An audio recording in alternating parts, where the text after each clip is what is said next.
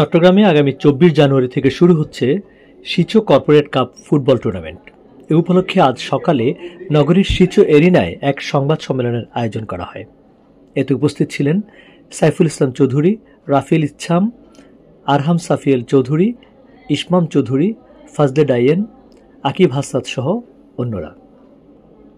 আয়োজকরা জানান, BS group, Bonoful, Asian group, PHP পরিবার, চৌধুরী গ্রুপ, সিচু গ্রুপ, বিএসআরএম, সিটি ব্যাংক, নিটমুন, অধুনা, রবি, রিলায়েন্স সহ মোট ১২টি দল এই টুর্নামেন্টে অংশগ্রহণ করছে। টুর্নামেন্টটা যেন ভালোভাবে শেষ হয় এবং সুন্দরভাবে যেন শেষ হয় এবং আমরা প্রত্যেক টিমেরই আশা থাকে চ্যাম্পিয়ন ট্রফি। তো সেই হিসেবে আমরা চ্যাম্পিয়নের আশায় অংশগ্রহণ করছি। আমরা বেসিক্যালি এই ধরনের প্রোগ্রামে সিকুতে ফার্স্ট, আমরা আদার অন্যান্য কর্পোরেট ইভেন্টে জয়েন করেছি।